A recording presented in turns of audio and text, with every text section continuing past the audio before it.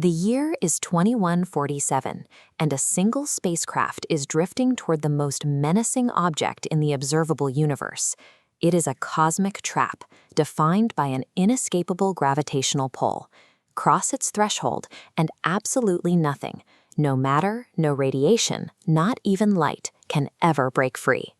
Sitting alone in the cockpit is Commander Arian, the sole test subject of Mission Event Horizon. He is perched right on the edge of the unknown. While he floats in total silence, billions back on Earth are holding their breath, watching his telemetry as he inches closer to an invisible boundary.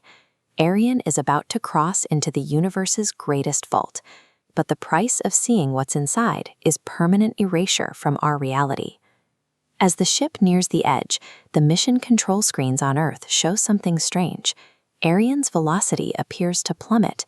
He slows down to a crawl and then seemingly freezes in place.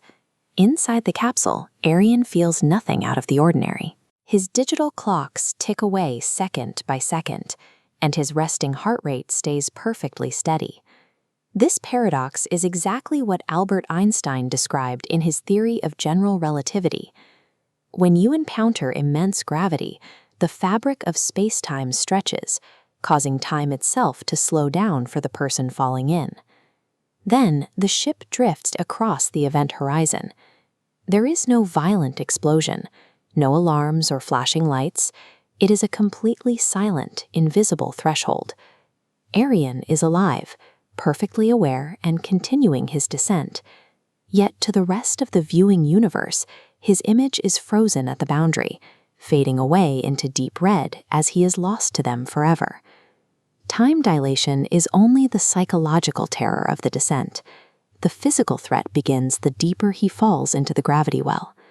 This diagram illustrates the forces at play inside a typical black hole.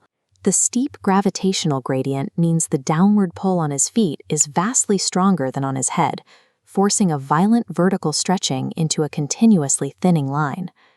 Astrophysicists don't use a sterile academic term for this specific dismantling. They call it spaghettification. There is one biological loophole.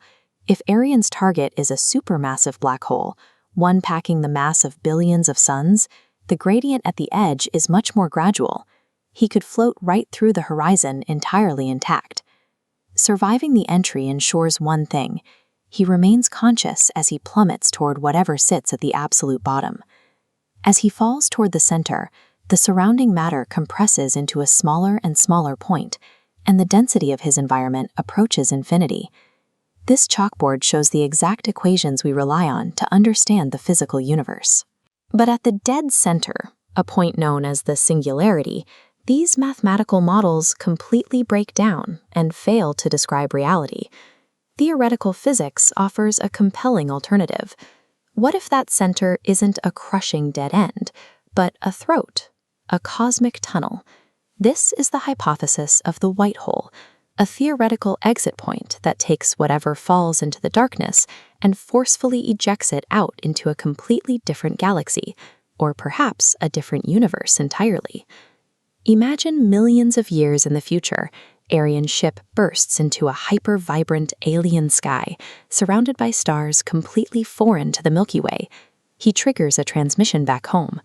"I am alive." But the signal will take tens of millions of years to travel. By the time it reaches Earth, humanity itself will have long since gone extinct.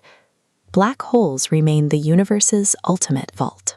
They hold the answers to reality's deepest mechanics, but they enforce a strict rule. The only way to learn the truth is to cross a threshold that ensures you can never return to share it.